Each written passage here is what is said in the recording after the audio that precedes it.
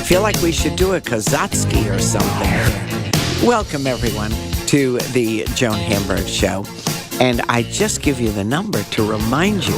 This is the new phone number, 800-321-0710. So there's so much going on. And right on top of it is Steve Adubato, who not only coaches and speaks on communication and leadership, writes many books, What Were They Thinking?, Crisis Communication, The Good, the Bad, and the Totally Clueless. And Steve writes columns for newspapers. He's got a lot of TV shows. And Steve, I said, if you were in charge of crisis management for the health plan, you wouldn't have time to go home and sleep. No, I'd have to get rid of all my other clients because this is one of, first of all, Joan, great to talk to you as always. I thank you. I would have to get rid of all of the other clients that I have because I'd say this is a crisis that requires an incredible amount of focus and attention because the administration, the Obama administration, has blown this from day one. And I don't even mean this from a political point of view because I was rooting for the plan to work. I am rooting for the plan to work. I would like those who don't have health coverage to get it. But this was a flawed plan from the beginning. The glitches, as they call it, are not glitches. They are massive craters and problems, managerial and leadership and communication problems, and the administration trying to say initially, Joan, that too many people signed up for it, and that was the problem, was a bald-faced lie, and they knew it. And Kathleen Sebelius taking the hit for this as the cabinet member responsible isn't nearly enough. The president, the buck stops with him, and that the fact that he said no one is more disappointed than he is. No one should be. We should be disappointed in no one else more than we're disappointed in the president. He's the leader of this crisis. He knew that they weren't ready for this. Frankly, Joan, last thing I'll say before you ask a question is it never should have opened on October the 1st. They knew they weren't ready. Great leaders acknowledge the problem, say we're not ready, and say we're not going to create a crisis. We're not going to have it until we're really ready. It could be January the 1st. That was real leadership. But let me ask you this. As big a problem, in terms of getting on, is the president promised that if you like your plan, you can keep it. I cannot tell you the calls that we're getting. It isn't true. And insurers are sending notices to a zillion people, particularly single practitioners, and saying, hey, these policies are way short of what the Affordable Care Act requires, and forget about it. We're not going to carry you. And that isn't a huge issue. And then today I found out that if you take one of these plans, if you're lucky enough to get on, you can't go out of network. You have to pay the full price. These are huge issues. Here's the thing, Joan. Again, the part of the plan I like is the general concept that people who don't have insurance I'm with you. Essentially get it. Who's against that? Anyone who's against it, to me, is mean-spirited. But that's not the issue. It's the execution. We are involved. You're a broadcaster. I'm a broadcaster. It's what we do. Truth in advertising. When you talk about Patsy's before, right, my favorite restaurant in New York, you've got to back that up. Patsy's has to back that up. This Obamacare plan doesn't back up what it advertised. It is not truthful. It was not open on the 1st as it said it would. It did not allow you to get the information it said it would allow you to get. Those plans are not cheaper across the board as they said they would be. And then they trot out someone who does find a cheaper plan and they say, you see, here's the one who found a cheaper plan. That's an aberration. That's not across the board. Frankly, my problem here with the administration is they're not being honest, they're not being truthful, and they're not acknowledging that there are serious flaws and that what they said they were going to offer isn't happening. They need to fix those things because they're giving aid and comfort to those who are against this plan at the core, and frankly, a lot of those Republicans who have no alternative, and I'm against them as well. Here's the thing. Is it too late for them to really rework it? No. It is not, right? They have to do that. Joan, if a network, look,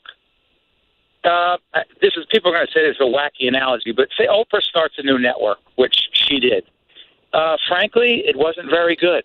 Now, this is the great Oprah, the queen of the media, other than who the real queen is, Joan Hamburg. So she starts a network. It's not very good. The programs aren't very good. People aren't watching. People aren't they're not connecting to it. A real executive scraps the programming, and you start from scratch. If you can do it with a network, if you can do it with a company, those of us in the private sector do it all the time. You're supposed to scrap this because it's not working. You never should have started it in the first place because it was flawed from the beginning. Yeah, see, and bad leaders move forward with a bad plan. Good leaders put on the brakes and say, time out.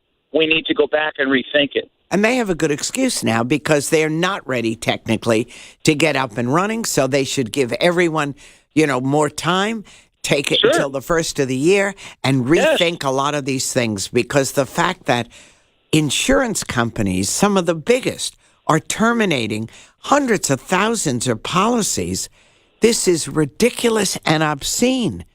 So look what they did with the John, look what they did with the employers. If you had 50 or more employers, they gave them another year. Remember they gave them another year before they implemented those penalties. Well, if you did it for the small businesses or the businesses over 50, why wouldn't you do it for individual American citizens who can't get on a website that was supposed to be open on October 1st? And then if you're lucky enough to get on it and it works, you can't navigate it. And if you can navigate it, you're getting conflicting information, and then you may not get a plan that is cheaper than the plan you have, right? Then why would you say that you're going to be fined in March? Then you give that an extra year, rework the plan, get the website working right, and then just acknowledge you blew it from the beginning. Is it going to happen? To me, here's what I think the president should do and ultimately will do. Kicking and screaming, I think Barack Obama is going to say, I believe in universal coverage. I believe this is the right thing to do, but in its implementation and execution, we blew it. We don't have it right. He's not going to say that. We need to call. No, I am telling you, bit by bit, they're going to do that, and ultimately they're going to not scrap the whole thing, but they're going to take large parts of this, chop it up, and delay it for at least another year. I predict it. And fix it, because as you and I both agree, everyone who is in coverage should have access to coverage. I'm telling you, one of my kids was like, she's a businesswoman, small, starting entrepreneurial things. She was thrilled. She said, oh, my gosh, I can't tell you how many people I know don't have health insurance. This is great. Right. Of course, she still can't even get on it, let alone. And John, how about the fact that, think about your kid, right? Smart, engaged, motivated, wants it. Here's the best part. We need someone like your child, my kid, my son who's, in his 20s. Think about this. We need younger, healthier people in the exchanges because they're less likely to get sick, to support those who are older and more likely to get sick so that their health care goes up. Those who, frankly, we need on the exchanges are the ones who are going to become impatient and not go on and say, screw it, I'm going to pay the penalty. Yeah, but there was really bad about that. A story today, some guy was almost 5 hours on the hotline, and he still couldn't sign up. And my kid, who's so busy, said, hey, I can't deal with this now. Because he's got a life. But it's difficult. I wish, from your mouth to God's ear, they should do this. Just get rid of it for the moment. I hope, and I believe I'm right on this one, Joan. All right, let me ask you real fast before I let you go. Steve Adubato, with a lot of books out, what were they thinking? Crisis Communication, The Good, the Bad, and The Totally Clueless. Joe Lhota watched last night, de Blasio. What's Joe Lhota got to do? He's so far behind. He was pretty good last night. He actually was good last night, but it's too late in the game. Right. It's like the New York Giants are 1-6 right now. They could be okay against the Vikings on Monday Night Football, but it's too late. They're not going to win this season. They're not going to the playoffs. Joe Lhota, you can't be 40, 50 points behind. You can't run a lackluster campaign. You can't run a campaign without a compelling reason to beat de Blasio. And frankly, he ran away from a guy I like, Rudy Giuliani. You can't run away from Giuliani. You can't take the advantages of having a relationship with Bloomberg, but then diss Bloomberg. Bottom line is, Loda doesn't have a compelling reason to run just by saying he's a better manager. Right. It's not enough. It's too late in the game. Sorry. All right. I'll talk to you very soon. Thanks, John. Always love talking to Steve Adubato. I'm Joan Hamburg. You're listening to News Talk Radio 710 WOR, and we are celebrating our new number, 800-321-0710. Stay tuned.